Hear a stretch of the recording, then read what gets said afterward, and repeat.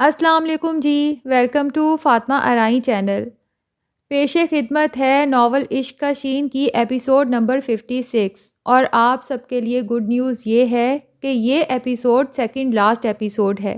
اس کے بعد بس ایک ہی اور ایپیسوڈ باقی ہے، اور میری پوری کوشش ہوگی کہ آپ لوگوں کی پسندیدگی کی وجہ سے وہ ایپیسوڈ بھی جلد سے جلد اپلوڈ کر سکوں۔ تو آئیے چلتے ہیں آج کی سیکنڈ لاسٹ ایپیسوڈ کی طرف۔ نور الحسن سہم کر چپ ہو گیا، مگر حمیدہ بھڑک گئی۔ بچے کو تو ڈرا دھمکا کر سمجھا لے گا پتر، مگر میں ماننے والی نہیں۔ آپ کیا چاہتی ہیں اماں؟ عبدالحق نے بے بسی سے کہا۔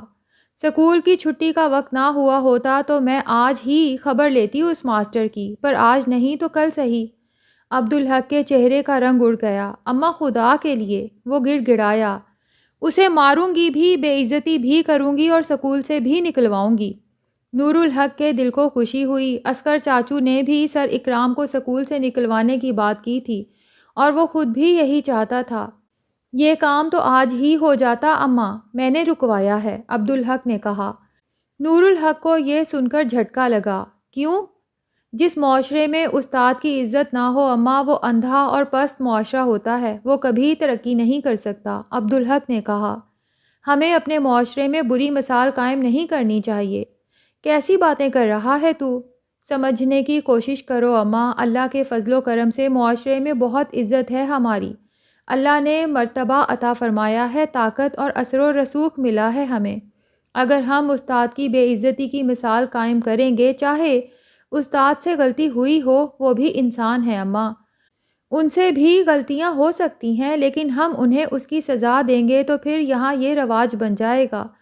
کوئی بھی اثر و رسوخ والا، کوئی بھی دولت مند شخص کسی بھی استاد کو بغیر کسی وجہ کے بھی بے عزت کر دے گا۔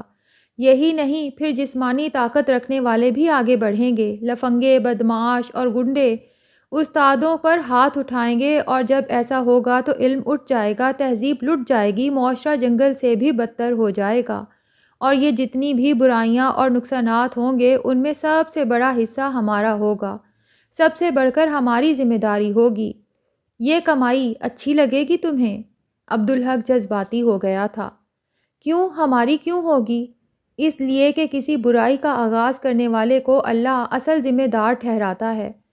قیامت تک جتنے لوگ بھی وہ برائی کریں گے، اس کا ایک حصہ اس برائی کے آغاز کرنے والے کو پہنچتا رہے گا۔ سوچو تو کتنا جمع ہو جائے گا، جہنم رسید ہی کروا دیں گے نا۔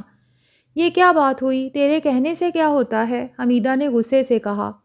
یہ میں نہیں کہہ رہا ہوں اماں، یہ اللہ کا فرمان ہے۔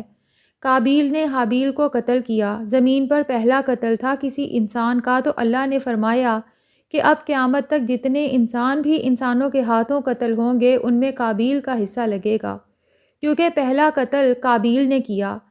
اس جرم کا دروازہ قابیل نے کھولا، لوگوں کو یہ راستہ قابیل نے دکھایا، تو یہاں علم بانٹنے والے کو بے عزت کرنے کی مثال میں تو قائم نہیں کرنا چاہتا اماں۔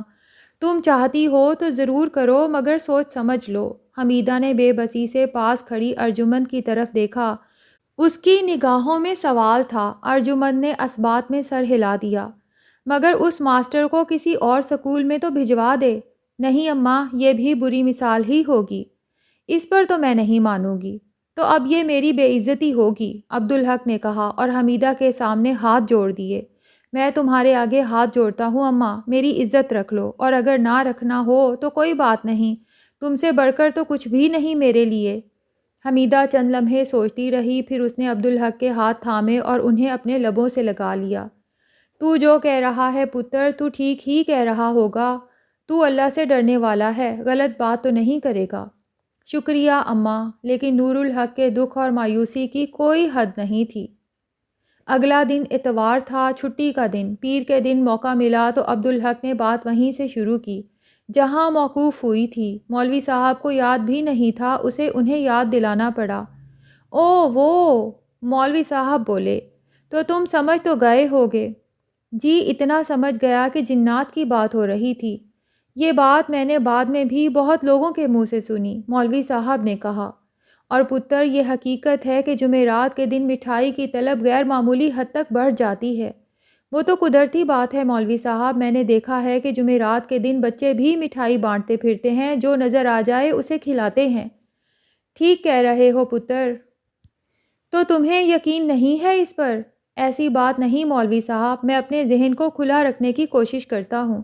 میں جانتا ہوں دنیا میں کروڑوں اربوں بھید ہیں اللہ کے، اور عقل انہیں نہیں سمجھ سکتی، تو عقل پر انحصار کرنے والے انہیں اوہام قرار دے کر نظر انداز کر دیتے ہیں۔ یہ نہیں سمجھتے کہ یہ جہالت ہے۔ اللہ کا شکر ہے کہ اس نے مجھے اس سے بچایا ہوا ہے۔ اور یوں دیکھا جائے پتر، تو اس بات کی کوئی اہمیت نہیں، اس لیے کہ جو کچھ ہے اور جس کے لیے ہے وہ اس پر اللہ کا فضل ہے۔ جی بے شک مولوی صاحب، لیکن میں محسوس کرتا ہوں کہ آدمی کو فضل کے اسباب پر بھی غور کرتے رہنا چاہیے۔ فضل کے لیے شاید کسی سبب کا، کسی اہلیت کا ہونا ضروری نہیں پتر، مولوی صاحب نے کہا۔ میں غور کرتا ہوں تو سمجھ میں آتا ہے کہ اللہ نے سب کچھ اپنے ذمے لیا ہوا ہے۔ بندہ گمان کرتا ہے کہ اس نے یہ کیا تو یوں ہو گیا، بس اس نے تو آخرت کے انجام کی ذمہ داری اس پر ڈالی ہے، وہ بھی برائے نام، کیونکہ نیک اعمال تو وہی عطا فرماتا ہے، البتہ برائیاں اپنی کمائی ہوئی ہیں، اور وہ ان سے بھی بچاتا رہتا ہے اپنے بندوں کو، کبھی نرمی سے، کبھی سختی سے، کبھی حکمت سے۔ بندے کو البتہ پتہ نہیں چلتا۔ بے شک پتر، مولوی صاحب نے گہری سانس لے کر کہا، بندے کو کہاں پتہ چلتا ہے اور کیسے پتہ چل سکتا ہے؟ کتنی برائیوں سے اللہ نے بچایا ہے اور کتنی اس کی برائیاں مٹا بھی دیتا ہے اپنی ہی عطا کی ہوئی نیکیوں کے بدلے، اور کتنی ہی ان کے بغیر بھی۔ وہ غفور الرحیم ہے۔ دونوں کو احساس ہوا کہ وہ موضوع سے ہٹ گئے ہیں۔ دونوں نے ایک ہی لمحے میں احساس کے تحت ایک دوسرے کو دیکھا۔ مولوی صاحب مسکرائے اور بولے، یہ اللہ کی ذات پاک کی وسعت ہے کہ اس کے بارے میں بات کرتے ہوئے کہیں کا کہیں پہنچ جاتا ہے اور انسان کو پتہ بھی نہیں چلتا۔ اب دیکھو نا، بات ہم کچھ اور کر رہے تھے۔ جی ہاں، میں یہ عرض کر رہا تھا کہ آدمی کو اللہ کی ہر عنایت پر غور کرنا چاہیے، عبدالحق نے کہا۔ مگر آدمی کیا غور کر سکتا ہے پتر؟ اللہ ہی رہنمائی فرمائے تو بات بنتی ہے۔ لیکن بندے کی کم از کم ذمہ داری تو یہ ہے نا مولوی صاحب کہ وہ اللہ سے رجوع کرے۔ مولوی صاحب بھڑک گئے۔ بے شک پتر، الحمدللہ، یہ بہت بڑی بات کہی ہے تم نے، اور رجوع کرنے میں بھی شکر اور استغفار ہے، اور پریشانی میں بھی شکر اور استغفار۔ میں یہاں آنے سے پہلے جہاں تھا وہاں کا ایک واقعہ سناتا ہوں تمہیں۔ ایک آدمی تھا جس کے پاس 4 بھینسیں تھیں، مگر اللہ کی رحمت سے وہ غیر معمولی طور پر زیادہ دودھ دیتی تھیں، ایسا کہ یقین نہ آئے۔ اس کے گاہک ان لوگوں سے بھی زیادہ تھے جن کے پاس 10 بھینسیں تھیں۔ وہ لوگ حسد کے مارے اس کے بارے میں خبریں پھیلاتے تھے کہ وہ دودھ میں ملاوٹ کرتا ہے، لیکن اس سے دودھ لینے والے کہتے تھے کہ اتنا خالص، اچھا اور برکت والا دودھ کسی کا ہوتا ہی نہیں۔ کسی کی سمجھ میں نہیں آتا کہ اس کی بھینسیں اتنا زیادہ اور گاڑھا دودھ کیسے دیتی ہیں۔ پھر اچانک تبدیلی آئی، اس کا سپلائی کیا ہوا دودھ پتلا ہونے لگا۔ لوگوں نے شکایت کی تو اس نے خلیفہ سے کہا کہ وہ دودھ میں پانی نہیں ملا رہا، بھینسیں دودھ ہی ایسا دے رہی ہیں۔ مگر پھر بھینسوں کا دودھ بھی کم ہونے لگا۔ اس کی وجہ سے اسے گاہک چھوڑنے پڑے۔ وہ جن بھینسوں پر اتراتا تھا، اب انہی کی وجہ سے اسے شرمندگی ہونے لگی۔ پھر اس پر ایک افتاد آ پڑی، ایک بھینس بیمار ہوئی اور 8-10 دن میں ہی مر گئی۔ جب دوسری بھینس بیمار ہوئی تو وہ بکھلا گیا، اور جیسا کہ ہمارے ہاں دستور ہے، اس نے بھی یہی سوچا کہ کسی حاسد نے اس پر، اس کی بھینسوں پر سفلی کرایا ہے۔ وہ ایک عامل کے پاس گیا۔ عامل نے بھی اس کے خیال کی تائید کی اور کافی پیسے لے کر اسے تعویذ لکھ کر دیے، لیکن اس کے چند روز بعد ہی اس کی دوسری بھینس بھی مر گئی۔ اب تو اس کی پریشانی کی کوئی حد نہیں تھی۔ کسی کے مشورے پر وہ ایک اللہ والے کے پاس جا پہنچا اور اسے تفصیل سے اپنی پریشانی کے بارے میں بتایا۔ تیرا کیا خیال ہے، ایسا کیوں ہو رہا ہے تیرے ساتھ؟ اللہ والے نے پوچھا۔ مجھے یقین ہے سائیں کہ مجھ پر سفلی کیا گیا ہے۔ تو ٹھیک سمجھا، لیکن تجھے یہ نہیں معلوم ہوگا کہ یہ کس کی حرکت ہے۔ جی سائیں، مجھے نہیں معلوم، آپ بتاؤ مجھے۔ بھینس والے نے بڑے اشتیاق سے پوچھا، تو نے کیا ہے خود پر سفلی عمل؟ بھینس والا تو بھوچنکا رہ گیا۔ میں کچھ سمجھا نہیں سائیں۔ خرابی باہر ڈھونڈنے کی بجائے اپنے اندر تلاش کر۔ تو کیا سمجھتا تھا تیری بھینسوں میں کوئی خوبی ہے؟ نہیں بے خبر، اللہ نے جو رازق ہے ایک جانور کا پیٹ بھرنے کا ذریعہ بنا کر تجھے عزت اور فراخی عطا فرمائی تھی، تو نے اسے محروم کر دیا تو اللہ نے اس کے حصے کا رزق تجھ سے واپس لینا ہی تھا۔ جو تیرے اور تیرے بچوں کے حصے کا ہوگا وہ تجھے ملتا رہے گا۔ کچھ سمجھ میں آیا یا نہیں؟ ہاں سائیں، میں سمجھ گیا، پر یہ بتائیں اب کیا کچھ ہو سکتا ہے؟ کیوں نہیں ہو سکتا نادان، اللہ کے دروازے بند نہیں ہوتے کبھی۔ تلافی کر اور توبہ کر اور سوچ لے کہ آگے جو اللہ کی مرضی تو بس اس میں شکر ادا کرے گا۔ اللہ جتنا چاہے گا لوٹا دے گا اور چاہے گا تو پہلے سے بھی زیادہ دے گا۔ وہ واپس آیا، اللہ کی بارگاہ میں رویا، گڑ گڑایا، تلافی بھی کی۔ چند روز بعد ہی دودھ پہلے جیسا اور وافر ہو گیا، لیکن بھینسیں صرف 2 رہ گئی تھیں۔ لیکن پتر عبدالحق، اللہ نے توبہ قبول فرمائی اور برکت عطا فرمائی تو 1 سال میں وہ اس قابل ہو گیا کہ اس نے 4 بھینسیں اور خرید لیں۔ تو پتر بندے کے لیے عافیت اسی میں ہے کہ شکر اور استغفار کے ذریعے اللہ سے رابطہ رکھے اور سفلی اعمال سے بچے۔ شکر کی بجائے غرور کرنا، استغفار کی بجائے اکڑنا، رحم کی بجائے ظلم کرنا، کسی کو کچھ دینے کی بجائے محروم کرنا، کسی کو آرام پہنچانے کی بجائے تکلیف پہنچانا، کشادہ دلی کی بجائے تنگ دلی اور سخاوت کی بجائے کنجوسی کرنا، ان اعمال سے دور ہونا جو اللہ کو پسند ہے اور وہ اعمال کرنا جو اللہ کو ناپسند ہیں اور جن کی ترغیب شیطان دیتا ہے، وہ سب سفلی اعمال ہیں۔ آپ نے یہ نہیں بتایا مولوی صاحب کہ معاملہ کیا تھا؟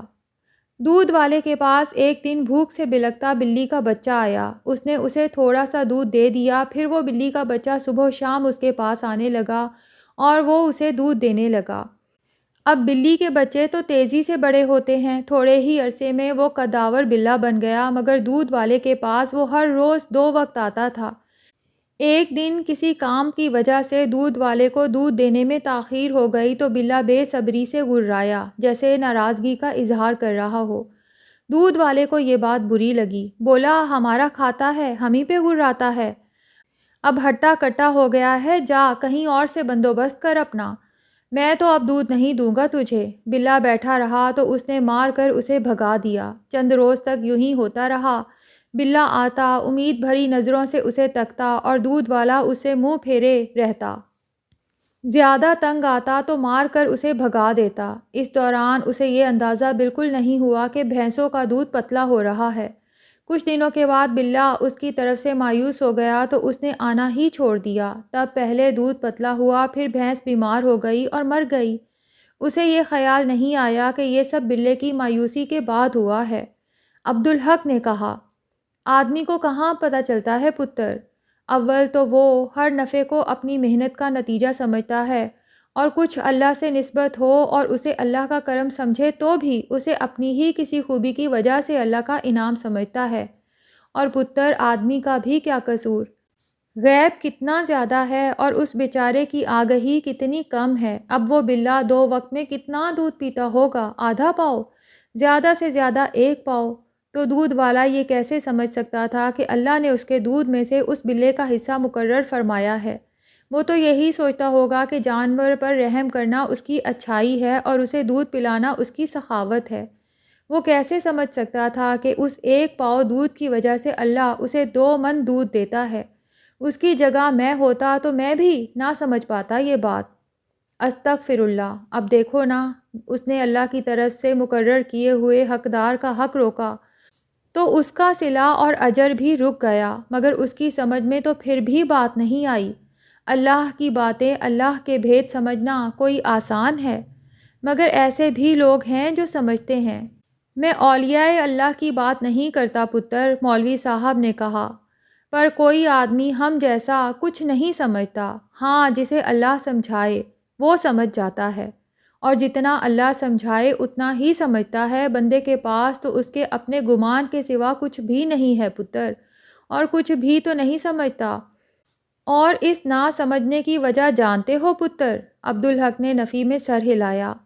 آدمی اپنے بارے میں سوچتا ہے، حالانکہ اسے ہر پل اپنے رب کے بارے میں سوچنا چاہیے۔ وہ خود کو سمجھنے کی کوشش کرتا رہتا ہے، حالانکہ اسے اللہ کو سمجھنے کی کوشش کرنی چاہیے۔ وہ یہی سمجھتا ہے کہ وہ ہرگز کوئی قابل ذکر شے نہیں، اور جتنا وہ خود کو سمجھتا ہے، جتنا اپنے بارے میں گمان کرتا ہے، اتنا ہی اللہ سے دور اور بے خبر ہوتا جاتا ہے۔ زندگی تو پتر بس رب کے بارے میں سوچنے کے لیے ہے۔ کیسے مولوی صاحب، کس طرح سوچے آدمی؟ مولوی صاحب جواب دینے ہی والے تھے کہ ایک گاہک آ گیا۔ عبدالحق نے اٹھ کر اس سے ڈیل کیا، اسے کتاب دے کر وہ واپس آیا اور اپنی جگہ بیٹھتے ہوئے مولوی صاحب کو سوالیہ نظروں سے دیکھا۔ بات لمبی ہے پتر، اپنی رات کی محفل میں بات کریں گے اس پر، اصل میں تو دوسری بات کر رہے تھے۔ جی ہاں، اور بات ہمیشہ کی طرح کہیں کی کہیں نکل گئی۔ رب کی بات ہے نا، ختم ہونے والی نہیں، مگر ہم بات دینی کتب کی سیل کے بارے میں کر رہے تھے۔ جی مولوی صاحب، ایک پبلشر کا کہنا ہے کہ اب تک قرآن کے مختلف پبلشرز کے چھاپے ہوئے جتنے نسخے فروخت ہوئے ہیں، اس حساب سے ہر گھر میں قرآن کے 15-20 نسخے ہونے چاہئیں۔ یہی بات میں حق نگر کے بارے میں سوچتا ہوں اور مجھے حیرت ہوتی ہے، کیونکہ یہاں تو پڑھے لکھے لوگوں کی تعداد بہت کم ہے۔ پبلشرز بتاتے ہیں کہ اس کاروبار میں بڑی برکت ہے، ناکام کوئی نہیں ہوتا۔ پر دینی کتابوں کے پبلشرز پر تو اللہ کا ایسا فضل ہے کہ آدمی ان پر رشک کرتا رہ جائے، اور کتاب فروشوں کا بھی یہی حال ہے۔ میری اپنی دکان ہے، میں جانتا ہوں کہ میری دکان بہت اچھی چلتی ہے، اور معلوماتی کتابیں بھی بکتی ہیں الحمدللہ۔ کورس کی کتابوں کا تو معاملہ ہی اور ہے، لیکن دینی کتابوں کے سیکشن پر فضل عظیم ہے اللہ کا، اور میں بھی وہی سوچتا رہتا ہوں جو تم سوچ رہے ہو۔ یہاں اتنے پڑھے لکھے لوگ نہیں، پھر یہ کتابیں کیسے بکتی ہیں؟ اور بکتی ہیں تو پڑھی بھی جاتی ہوں گی، پڑھی جاتی ہیں تو ان کے نمایاں اثرات ہمارے گرد و پیش، ہمارے ماحول پر اثر انداز کیوں نظر نہیں آتے ہوتے ہوئے؟ یہی تو میں بھی سوچتا رہا ہوں۔ ہم یقین سے کچھ بھی نہیں کہہ سکتے، کیونکہ ہم کچھ جانتے نہیں۔ ہم اتنا ہی جانتے ہیں جتنا اللہ نے ہمیں بتایا، کتاب کے ذریعے اور نبی کریم صلی اللہ علیہ وآلہ وسلم کے ذریعے اجتماعی طور پر، اور القاء کے ذریعے انفرادی طور پر، اور جو القایا لگایا اس کے بارے میں بھی ہم یقین سے نہیں کہہ سکتے۔ تو ہمارے پاس قیاس اور گمان کے سوا کچھ نہیں بچتا، اور ہم اس سے کام لیتے ہیں۔ مگر اس معاملے میں میری تو سمجھ میں ہی کچھ نہیں آیا، اور مجھے اس پر غور کرتے ہوئے والد مرحوم کی بات یاد آئی، اور میں نے سوچا کہ جنات میں مسلمان بھی ہوتے ہیں، اور وہ یقیناً دینی کتب بھی خریدتے ہوں گے۔ دینی کتب کی اشاعت اور فروخت زیادہ ہونے میں ان کا دخل بھی ہوگا۔ اب پتر عبدالحق، ہم یہ تو جانتے ہیں کہ ہماری طرح جنات بھی اللہ کی مخلوق ہیں، اور قیامت کے دن ان سے بھی ہماری طرح حساب لیا جائے گا۔ ہمیں معلوم ہے کہ جنہوں نے قرآن سنا اور اسلام قبول کیا، مگر ہمیں ان کے بارے میں کچھ بھی نہیں معلوم۔ ان کے معاشرت، ان کی طرز زندگی، ان کا کھانا پینا، ان کے رزق و روزگار کے معاملات، ان کی مصروفیات، یہ کچھ بھی نہیں معلوم ہمیں۔ اور اللہ نے اور اس کے رسول صلی اللہ علیہ وآلہ وسلم نے ہمیں اتنی تفصیل بتائی بھی تو نہیں۔ اس کا مطلب ہے کہ یہ سب جاننا ہمارے لیے ضروری نہیں تھا، ورنہ ہمیں بتایا جاتا، لہٰذا ہمیں اس میں تجسس کرنے کی ضرورت نہیں۔ لیکن بہت ہی معتبر دینی لوگوں سے میں نے سنا ہے کہ تمام بڑی بڑی دینی درس گاہوں اور جامعات میں انسانوں سے زیادہ جنات دین کی تعلیم حاصل کرتے ہیں۔ بہت سے انسانی روپ میں ہوتے ہیں اور بہت سے دوسری شکلوں میں، اور یہ تو اندازہ ہی نہیں لگایا جا سکتا کہ جو نظروں سے اوجھل ہوتے ہیں وہ کتنی بڑی تعداد میں ہوتے ہیں۔ اور پتر عبدالحق، مجھے اس میں ذرا بھی شبہ نہیں، یہ میرے نزدیک ایک ایسی حقیقت ہے جس پر میں یقین رکھتا ہوں، اور اس یقین کے نتیجے میں میری سمجھ میں یہ بات بھی آتی ہے کہ دینی کتب کیوں زیادہ فروخت ہوتی ہیں۔ بلکہ میرا گمان ہے کہ شاید جنات میں شرح خواندگی ہمارے مقابلے میں بہت زیادہ ہے۔ عبدالحق عجیب سی کیفیت میں مولوی صاحب کی باتیں سن رہا تھا، حیرت اس کے چہرے سے حویدہ تھی۔ یہ تو میرا قیاس تھا، گمان تھا، مولوی صاحب نے چند لمحوں کے توقف کے بعد کہا۔ اب میں تمہیں اپنے یقین کے بارے میں بتاتا ہوں۔ اللہ اپنے لشکر کے ہر سپاہی کی مدد کرتا ہے، خاص طور پر ان کی جو اس کے دین کی تبلیغ و اشاعت میں مصروف ہوں۔ وہ اگر اسے کاروبار سمجھ کر بھی کریں گے، اسے اپنا روزگار بھی بنائیں گے، تو اللہ انہیں بڑھ چڑھ کر نوازے گا۔ وہ انہیں ناکام کبھی نہیں ہونے دے گا۔ وہ یہ کام دنیا کی خاطر کریں گے تو وہ اللہ کے فضل سے دنیا میں بھی پھیلے پھولیں گے، اور آخرت کے لیے کریں گے تو ان کے اجر کی کوئی حد ہی نہیں ہوگی انشاءاللہ۔ تو میرے نزدیک یہی وجہ ہے کہ اشاعت کے کام میں اللہ نے بہت وسعت اور فراخی دی ہے۔ اب کون یہ کام صرف دنیا کے لیے کر رہا ہے اور کسے آخرت کی زیادہ فکر ہے؟ یہ اللہ اور بندوں کے درمیان کا معاملہ ہے، میرا تمہارا اس میں کیا بیچ؟ بے شک مولوی صاحب، اور ابھی میں نے جس یقین کی بات کی، مولوی صاحب چند لمحے سوچنے کے بعد بولے، اس کے تحت ایک اور گمان بھی ہے میرا۔ اللہ کی رحمت سے کیا بعید کہ اشاعت دین کی حوصلہ افزائی کے لیے فرشتے بھی یہ کتابیں اور قرآن پاک کے نسخے لے جاتے ہوں۔ عبدالحق کے رونگٹے کھڑے ہو گئے، وہ سناٹے کی سی کیفیت میں تھا۔ مولوی صاحب کی بات پوری طرح اس کی سمجھ میں بھی آئی تھی اور اس پر یقین بھی تھا۔ کچھ دیر خاموشی رہی، پھر مولوی صاحب نے کہا، میں نے تم سے ایک وعدہ لینے کے بعد تمہیں یہ ملازمت دی تھی پتر عبدالحق، وہ وعدہ یاد ہے تمہیں؟ عبدالحق چوکنا ہو گیا۔ جی مولوی صاحب، یاد ہے، حکم کریں۔ میں چاہتا ہوں کہ اب ہماری قرآن تفہیمی کی کلاس تمہارے گھر پر ہو۔ قرآن تفہیمی کی یہ مجلس عشاء کے بعد مسجد میں ہوا کرتی تھی، اچھے خاصے لوگ اس میں شریک ہوتے تھے۔ اس میں مولوی صاحب بڑی عاجزی کے ساتھ لوگوں کو قرآن پر غور کرنا سکھاتے تھے۔ ان کا یہ کہنا تھا کہ وہ قرآن کے طالب علم ہیں، وہ کسی آیت کے بارے میں دوسروں کو یقینی طور پر بتانے کی اہلیت نہیں رکھتے، لیکن یہ ضرور بتا سکتے ہیں کہ اللہ کی رحمت سے کس آیت سے انہوں نے کیا سمجھا۔ اور وہاں سب کو یہ اجازت تھی کہ قرآن کی کوئی آیت پڑھتے ہوئے کسی کی سمجھ میں کچھ آیا ہو تو وہ سب کو بتائے اور اس پر تبادلہ خیال کیا جائے، لیکن اس اجازت سے استفادہ عبدالحق کے سوا کوئی نہیں کرتا تھا، اور عبدالحق بھی بلا ارادہ ایسا نہیں کرتا تھا۔ منہ سے کوئی بات نکل جاتی اور پھر مولوی صاحب اسے بولنے پر مجبور کر دیتے۔ یہ تو میرے لیے سعادت ہوگی مولوی صاحب، اس نے کہا، میرے گھر کی بیٹھک حاضر ہے، لیکن میں سمجھ رہا ہوں تمہاری بات۔ مولوی صاحب مسکرائے۔ بات یہ ہے پتر عبدالحق کے اوقاف والے اب مسجد میں ایک تنخواہ دار امام اور مؤذن رکھنا چاہتے ہیں۔ گھر تو تمہاری مہربانی سے میں پہلے ہی خالی کر چکا ہوں۔ اب جمعے کے دن سے مسجد میں نئے امام صاحب آ جائیں گے تو اب مسجد میں اپنی محفل سے جانا مناسب نہیں ہوگا، اور میرا گھر بیشتر لوگوں کے لیے دور پڑے گا، اس لیے تم سے بات کی ہے۔ جزاک اللہ مولوی صاحب۔ نور الحق ایک ہفتے بعد سکول گیا تو اس کے لیے جیسے بہت کچھ بدل چکا تھا۔ نصیر کے لیے اس کے دل میں گہری ناپسندیدگی تھی، وہ اس کی طرف دیکھنے سے بھی گریز کر رہا تھا۔ اس کے دل میں بس یہی خیال تھا کہ یہ وہ لڑکا ہے جس نے خود پتھر مارا اور الزام اس پر لگا دیا۔ جو کچھ ہوا اس کی وجہ سے ہوا، اس کی وجہ سے یہ سب کچھ ہوا۔ سر اکرام کی بھی اتنی غلطی نہیں، لیکن عجیب بات یہ تھی کہ اس سوچ کے باوجود اس کے دل میں سر اکرام کے لیے نصیر سے بھی زیادہ ناپسندیدگی تھی۔ ہاف ٹائم سے پہلے آخری پیریڈ ریاضی کا تھا اور اس کا جی چاہتا تھا کہ اس پیریڈ کو اٹینڈ کرنے کی بجائے کلاس سے دور، بہت دور چلا جائے۔ اس کی سمجھ میں نہیں آتا تھا کہ وہ سر اکرام کا سامنا کیسے کرے گا، لیکن سامنا تو کرنا تھا۔ وہ بھاگ تو نہیں سکتا تھا، اور پھر قصوروار وہ تو نہیں تھا، وہ کیوں منہ چھپاتا؟ اور اختر کے لیے اس کے دل میں بڑی محبت تھی۔ یہ وہ لڑکا تھا جس نے اس روز 2 گواہیاں دی تھیں، ایک اس کی جو اس نے نہیں دیکھا تھا اور دوسری اس کی جو اس نے دیکھا تھا۔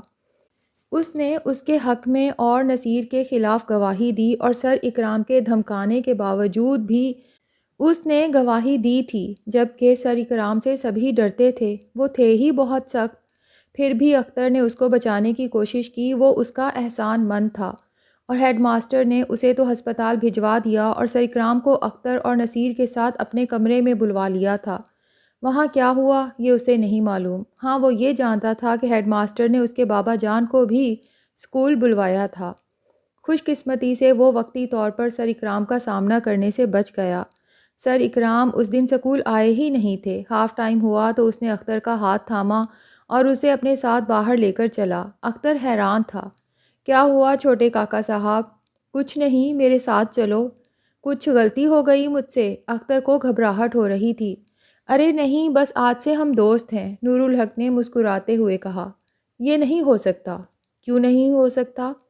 آپ چھوٹے کاکا صاحب ہیں اور میں چھوٹے کاکا صاحب تو تم نے مجھے بنایا ہے، ورنہ میں بھی تم جیسا ہی ہوں۔ اللہ نے مجھ میں اور تم میں کوئی فرق نہیں رکھا، اور میرا نام چھوٹے کاکا صاحب نہیں، نور الحق ہے۔ پر چھوٹے، مجھے نور الحق کہو اور آج سے ہم دوست ہیں۔ باہر کئی ایک خوانچے والے کھڑے تھے۔ نور الحق کے پاس پیسے تو ہمیشہ سے ہی ہوتے تھے، دادی دیتی رہتی تھیں، لیکن وہ یہاں کچھ کھاتا پیتا نہیں تھا، اور امی کہتی تھیں کوئی ضرورت مند نظر آئے تو پیسے اپنے پاس جمع کرانے کی بجائے اسے دے دیا کرو۔ پیسے جمع کرنا کوئی اچھی بات نہیں ہوتی، اور وہ ایسا ہی کرتا تھا۔ اس وقت بھی اس کی جیب میں کافی پیسے تھے، اور اس کا جی چاہتا تھا کہ دنیا کی نعمتیں اختر کے سامنے ڈھیر کر دے۔ شاید یہ دوستی تھی جس سے وہ اب تک محروم رہا تھا۔ ساجد بھائی کو وہ دوست سمجھتا تھا، لیکن وہ اس سے کافی بڑے تھے۔ انور بھی اس سے کچھ بڑا تھا، اس کا ہم جماعت تو نہیں تھا، ہاں ان کے درمیان بھائیوں جیسی محبت تھی، لیکن یہ خالص دوستی تھی۔ شاید ان کے درمیان بس یہی ایک تعلق تھا کہ وہ ایک ہی جماعت میں پڑھتے تھے، اور اب جو محبت پیدا ہوئی تھی تو وہ دوستی تھی، خالص دوستی۔ آلو چھولے کی چاٹ کھاؤ گے؟ نور الحق نے اختر سے پوچھا۔ اختر کے منہ میں پانی بھر آیا، لیکن فوراً ہی اس نے سڑک لیا۔ نہیں چھوٹے کاک۔ پھر وہی بات، نور الحق نے اس کی بات کاٹ دی۔ میں نے کہا نا ہم دوست ہیں، اب بولو چاٹ کھاؤ گے نا؟ نہیں کہا، اختر پھر کہتے کہتے رکا۔ میں کیا کہوں آپ کو؟ کچھ بھی کہہ لو چھوٹے کاکا کے سوا۔ اختر چند لمحے سوچتا رہا، پھر اس کی آنکھیں چمکنے لگیں۔ کاکا کہوں تو؟ اس نے نور الحق سے پوچھا۔ ٹھیک ہے اب بتاؤ چاٹ کھاؤ گے کہ نہیں؟ نہیں کاکا۔ کیوں دل نہیں چاہ رہا ہے؟ نور الحق نے پوچھا، پھر جلدی سے بولا، دیکھو جھوٹ نہ بولنا، جھوٹ بولو گے تو ہماری دوستی نہیں چلے گی، اور میں تمہیں پکا دوست بنانا چاہتا ہوں، اب بتاؤ۔ دل تو بہت چاہتا ہے کاکا، پر میرے پاس پیسے نہیں ہیں۔ اس کی فکر نہ کرو، نور الحق نے جیب تھپ تھپاتے ہوئے کہا، میرے پاس بہت پیسے ہیں۔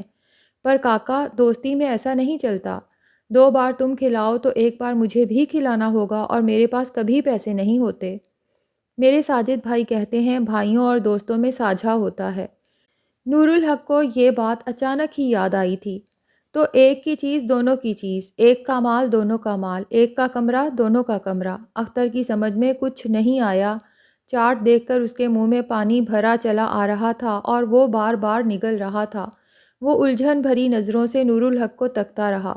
مطلب یہ کہ جو میرے پاس ہے، ہم دوست ہیں تو وہ تمہارا ہی ہے، ایک دن میری طرف سے تو دوسرے دن تمہاری طرف سے، لیکن میرے پاس تو ہوگا ہی نہیں، جو میرے پاس ہوگا وہ تمہارا بھی تو ہوگا۔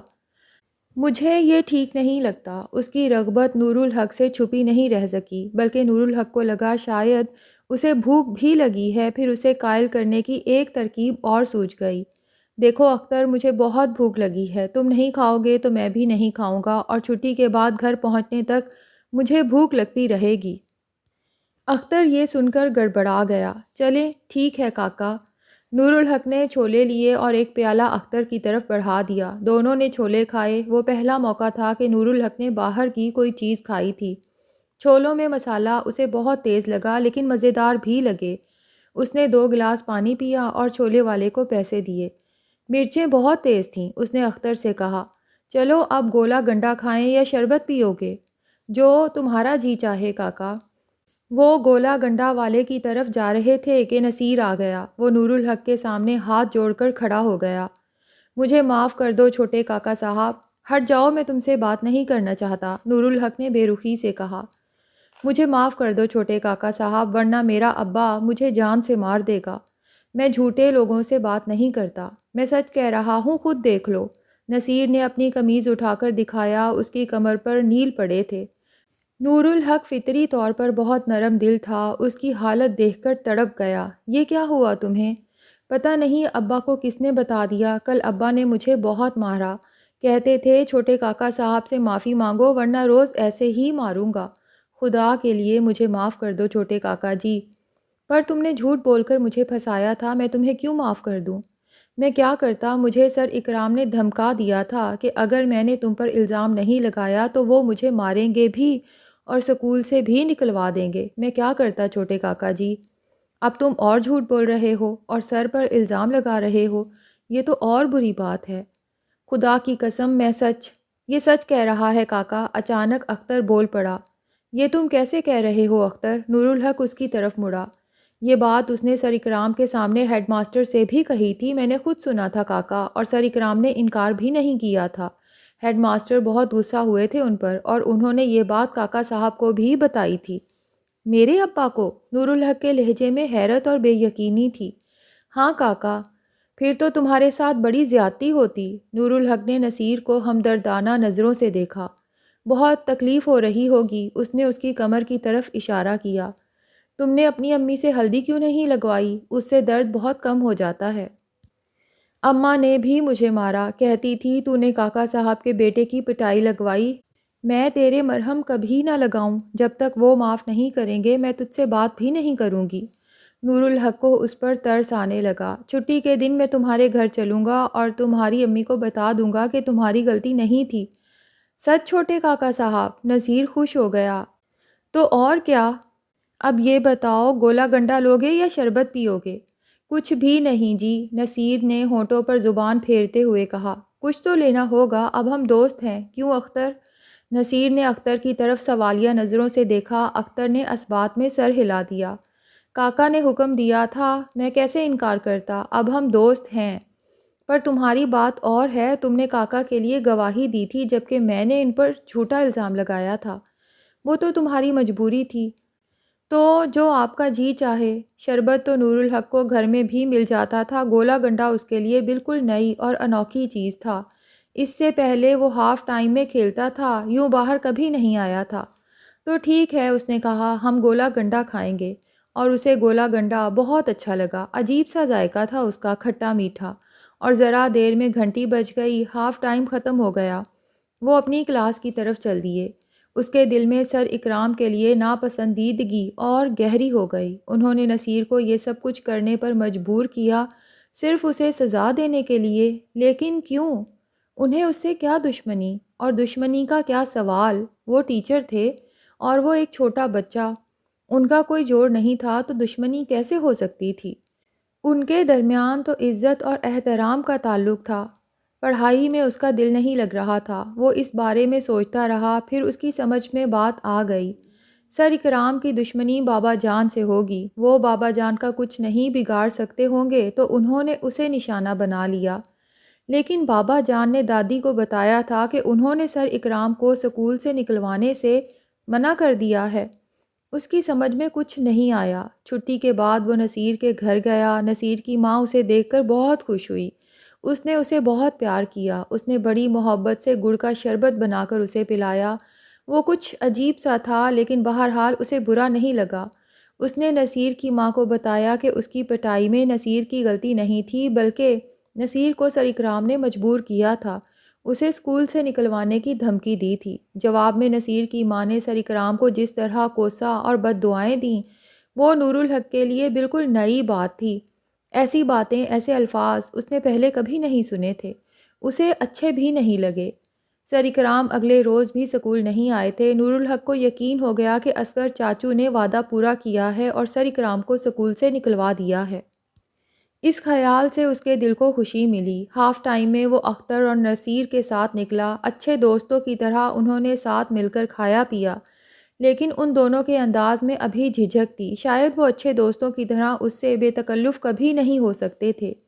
ریاضی کے خالی پیریڈ میں وہ باتیں کرتے رہے۔ اس دن کے بارے میں نور الحق کو بہت تجسس تھا۔ اسے تو ہیڈ ماسٹر نے ہسپتال بھجوا دیا تھا اور وہاں سے اصغر چاچو اپنے ساتھ اسے گھر لے گئے تھے۔ اسے یہ معلوم تھا کہ ہیڈ ماسٹر نے بابا جان کو اسکول بلوایا تھا۔ وہاں جو کچھ ہوا وہ اس سے بے خبر تھا اور وہ دونوں اسے اس بارے میں بتا سکتے تھے، اور ان دونوں کو سب کچھ معلوم تھا۔ ساری باتیں ان کی موجودگی میں ہی ہوئی تھیں۔ ہیڈ ماسٹر تو تھانے میں لے جانے والے تھے سر اکرام کو، اختر نے بتایا، اور مجھے بہت ڈر لگا۔ نصیر بولا، ابا نے ایک بار بتایا تھا تھانے میں بہت مارتے ہیں، کبھی کبھی تو آدمی سچ مچ مر بھی جاتا ہے۔ پھر ہیڈ ماسٹر نے مجھے پولیس کو دینے کو کہا تو میں نے سب کچھ سچ سچ بتا دیا۔ سر اکرام پولیس جتنا تو نہیں مار سکتے نا؟ اس کے لہجے میں معصومیت تھی۔ اور سر اکرام نے اپنی جان بچانے کے لیے نصیر کو جھوٹا بنا دیا، اختر نے کہا۔ لیکن ہیڈ ماسٹر صاحب سمجھ گئے تھے۔ انہوں نے کہا کہ وہ کاکا صاحب سے ان کے خلاف پرچہ کٹوانے کو کہیں گے۔ نور الحق بڑی دلچسپی سے سن رہا تھا لیکن وہ دونوں خاموش ہو گئے۔ پھر کیا ہوا؟ اس نے پوچھا۔ پھر کاکا صاحب آ گئے اور انہوں نے تو تمہارے ہی خلاف بات کی کاکا، اختر نے کہا۔ نور الحق کا منہ تو حیرت سے کھل گیا، اس نے بے چینی سے اختر کو دیکھا۔ انہوں نے کہا کہ آپ لوگ جو چاہیں کریں، بدتمیزی کریں تو اسے مارے، مجھے بلانے کی کیا ضرورت ہے؟ نصیر نے کہا۔ پھر ہیڈ ماسٹر نے کاکا صاحب کو سب کچھ بتایا، سر اکرام کی پول کھولی اور ان کے خلاف رپورٹ درج کرانے کو کہا، پر کاکا صاحب نے انکار کر دیا۔ نصیر بولا، کہنے لگے میرا بیٹا ان کے ہاتھوں مر بھی جاتا تو میں ان کے خلاف کچھ نہ کرتا۔ اختر نے کہا، نور الحق کے دل پر گھونسا سا لگا، بابا جان مجھ سے محبت نہیں کرتے، میں مر جاؤں تو بھی؟ اور انہوں نے ہیڈ ماسٹر کو بھی کچھ بھی کرنے سے منع کر دیا۔ اختر نے مزید کہا۔ چند لمحے خاموشی رہی، پھر نصیر نے جھجکتے ہوئے کہا، ایک بات کہوں چھوٹے کاکا؟ نور الحق نے زخمی نگاہوں سے اسے دیکھا اور سر ہلا دیا۔ مجھے تو لگا کہ کاکا صاحب تم سے بالکل پیار نہیں کرتے۔ وہ جملہ نور الحق کے دکھے دل میں خنجر کی طرح اتر گیا۔ وہ تو خود یہی بات سوچ رہا تھا اور اب تو باہر سے بھی تصدیق ہو گئی تھی۔ خوش قسمتی سے اسی وقت نئے پیریڈ کی گھنٹی بج گئی اور اگلے روز نور الحق کو ایک اور دھچکا لگا۔ سر اکرام واپس آ گئے تھے اور ان کا رویہ ایسا تھا جیسے کچھ ہوا ہی نہ ہو، لیکن ایک تبدیلی آئی تھی۔ پہلے وہ ہر مثالی سوال حل کرانے کے لیے اسے بلاتے تھے اور بورڈ پر سوال حل کرنے کے لیے کہتے تھے، مگر اب وہ اس کی طرف دیکھتے ہی نہیں تھے، وہ جیسے ان کی کلاس میں موجود ہی نہ ہو۔ نصیر اور اختر بھی ان سے خوف زدہ تھے، انہیں ڈر تھا کہ اب وہ ہر وقت کسی نہ کسی وجہ سے ان کی مرمت لگائیں گے، لیکن وہ بھی محفوظ رہے۔ سر اکرام انہیں بھی پوری طرح نظر انداز کر رہے تھے۔ ان کی دوستی پکی ہو گئی، ہاف ٹائم میں وہ ساتھ ہی رہتے، کھاتے پیتے اور کھیلتے۔ صرف ایک کمی تھی، ایسے میں بے تکلفی ہوتی ہے، لیکن ان کے درمیان تکلف تھا۔ نصیر اور اختر اس کا نام کبھی نہیں بولتے تھے، انہوں نے کبھی اس کا نام نہیں لیا، وہ ان کے لیے چھوٹا کاکا ہی رہا۔ نور الحق کو اس کمی کا شدت سے احساس تھا، لیکن بالآخر اس نے اسے مجبوری سمجھ کر قبول کر لیا، اور سر اکرام ان تینوں سے بے تعلق ہو گئے تھے، یہ بہت اچھی بات تھی۔ وہ بھی ان سے بے تعلق ہو گئے، مگر نور الحق کے دل میں بہت سی شکایتیں جمع ہو گئی تھیں۔ عبدالحق نے قرآن فہمی کی محفل کے سلسلے میں حمیدہ اور ارجمن سے بات کی، وہ دونوں بہت خوش ہوئیں۔ یہ تو بڑے اعزاز کی بات ہے آغا جی، ارجمن نے کہا۔ انشاءاللہ فرشتے اتریں گے ہمارے گھر میں، حمیدہ بولی۔ مگر میں فکر مند ہوں اماں، عبدالحق نے کہا۔ کیوں؟ بیٹھک تو تیری ماشاءاللہ اتنی بڑی ہے کہ 100 آدمی بھی سما جائیں۔ جگہ کا مسئلہ تھوڑی ہے اماں، میں تو یہ سوچ رہا ہوں کہ ان کے لیے کچھ اہتمام بھی ہونا چاہیے۔ کیا ہو یہ سمجھ میں نہیں آتا، حمیدہ چند لمحے سوچنے کے بعد بولی۔ تو کھانے کا اہتمام کر لیا کریں گے نکی، تو فکر کیوں کرتا ہے؟ عبدالحق کچھ کہنا ہی چاہتا تھا کہ ارجمن بول پڑی۔ مغرب کے بعد سبھی کھانا کھا لیتے ہیں اماں، یہی میں بھی کہنا چاہ رہا تھا، عبدالحق نے کہا۔ تو پھر اور کیا ہو سکتا ہے؟ حمیدہ کے لہجے میں بے بسی تھی۔ یہی تو سوچ رہا ہوں۔ تو وہ کھانا گھر لے جا سکتے ہیں اپنے، حمیدہ نے کہا۔ گھر کے سب لوگ صبح ناشتہ کر لیں گے اس سے۔ مناسب نہیں لگتا اماں۔ ارجمن خاصی دیر سے چپ تھی اور کسی گہری سوچ میں گم تھی۔ اس نے سر اٹھایا اور آہستہ سے بولی، اس ناشتے کی بات پر ایک بات میری سمجھ میں آئی ہے۔ عبدالحق نے سوالیہ نظروں سے اسے دیکھا۔ کسی شیرنی کا اہتمام کریں، کسی حلوائی سے بات کریں۔ عبدالحق کی سمجھ میں نہیں آیا کہ وہ کیا کہنا چاہتی ہے۔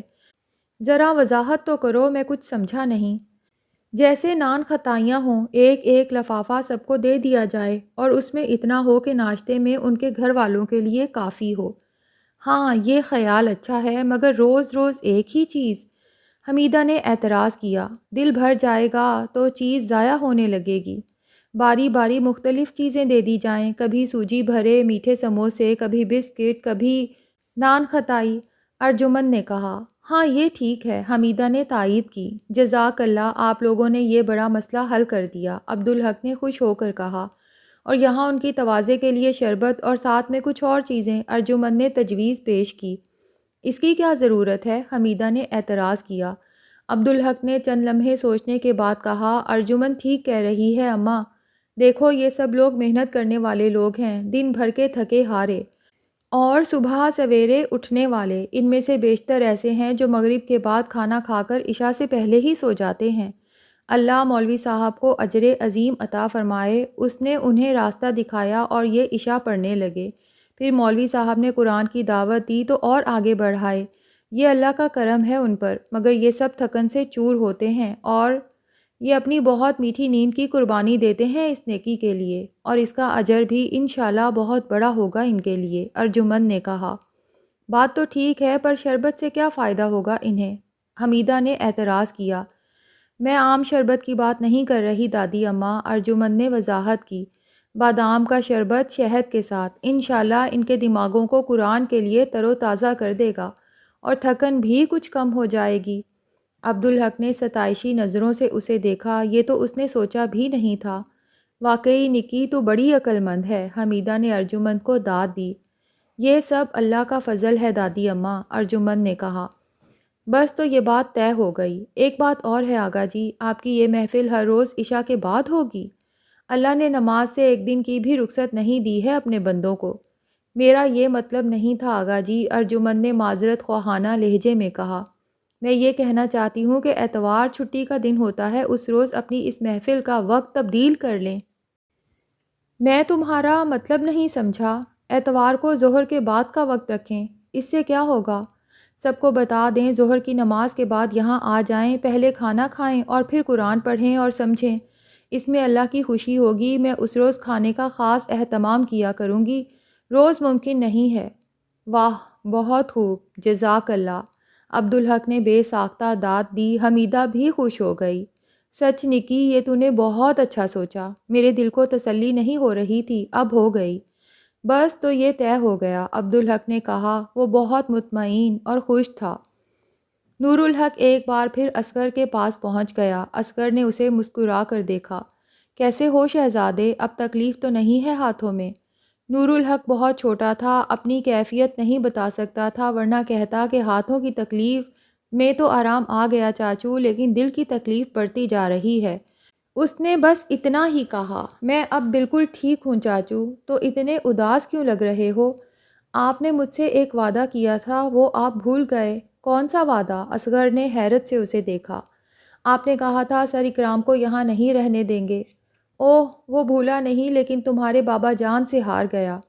اصغر کے لہجے میں معذرت تھی۔ بابا جان؟ نور الحق نے افسردگی سے سوچا۔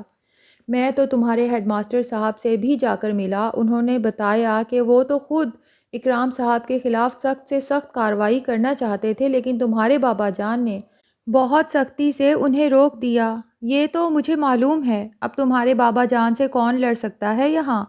نور الحق کے کندھے جھک گئے جیسے اس نے ہار مان لی ہو۔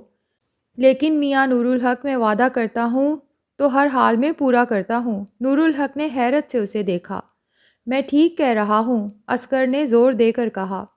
میں نے ایسا کام کیا ہے کہ کسی کو کچھ کرنے کی ضرورت نہیں پڑے گی۔ اکرام صاحب خود ایک ایک کی خوشامد کرتے پھریں گے کہ ان کا تبادلہ کر دیا جائے۔ نور الحق کی آنکھیں چمکنے لگیں۔ کیسے چاچو؟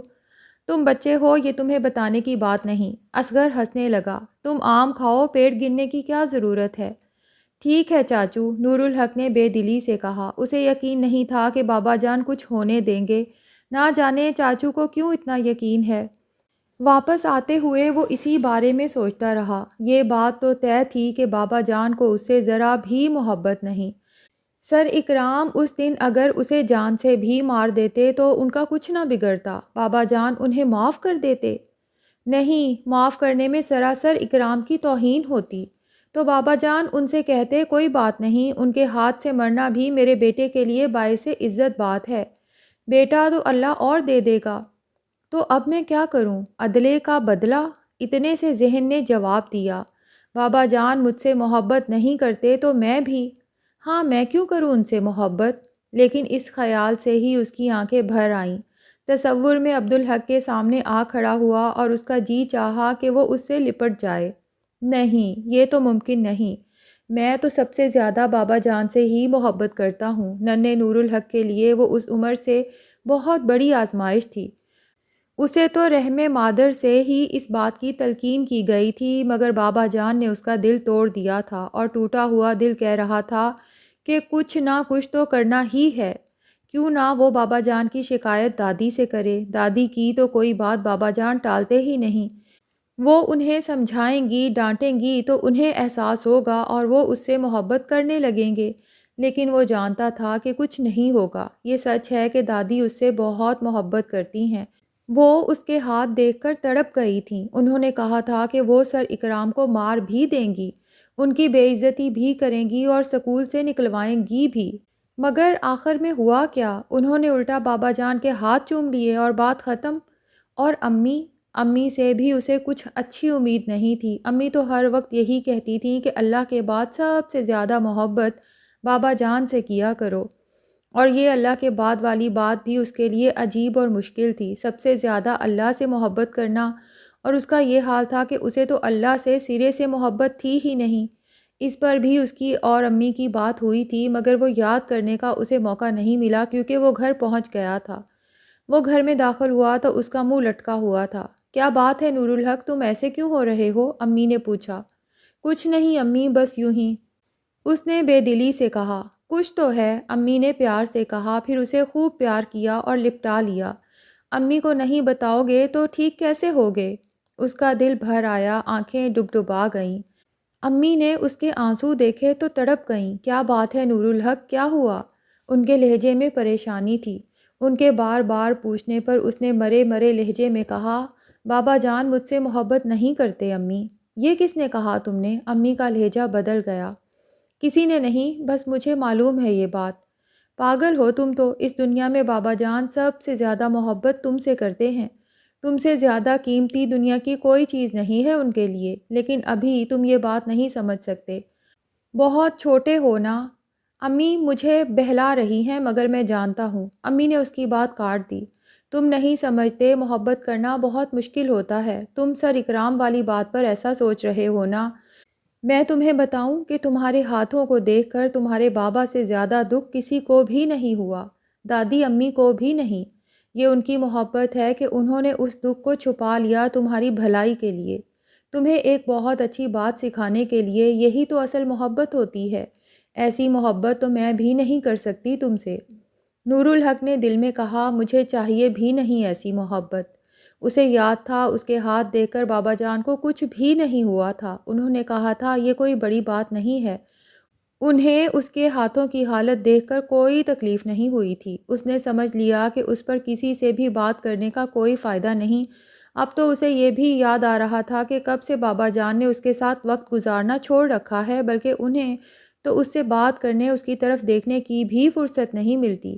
کیا ایسی ہوتی ہے محبت؟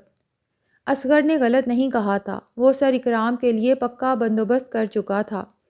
وہ سوچتا رہا تھا اور اسے کوئی حل سجھائی نہیں دیا تھا۔ جب عبدالحق بھائی ہی حق میں ہوں تو حق نگر میں کون ان کے خلاف جا سکتا ہے؟ مگر پھر ایک دن اسے ایک خیال سوجھ گیا، چاچا شفاعت۔ اس میں کوئی شک و شبے کی گنجائش نہیں تھی کہ حق نگر میں جو شخص عبدالحق سے سب سے زیادہ محبت کرتا تھا وہ چاچا شفاعت ہی ہے۔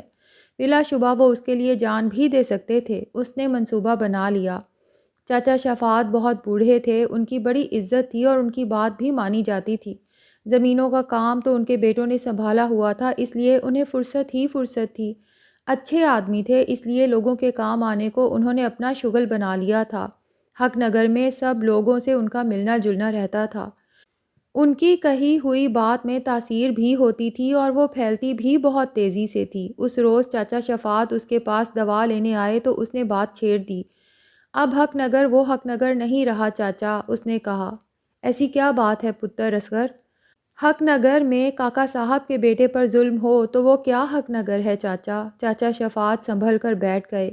کیا مطلب پتر؟ کیا ہوا چھوٹے کاکا کو؟ مجھے تو پتہ ہی نہیں۔ آپ کو کیا کسی کو بھی نہیں پتہ؟ میں ڈاکٹر نہ ہوتا تو مجھے بھی پتہ نہ چلتا۔ کچھ بتاؤ تو۔ چاچا شفاعت جھنجھلا گئے۔ میرے پاس نور الحق کو اس حالت میں لایا گیا کہ اس کی دونوں ہتھیلیوں کا بھرتا بن گیا تھا۔ چاچا پر تو لرزہ چڑھ گیا یہ سن کر۔ کس نے کیا یہ حال چھوٹے کاکا کا؟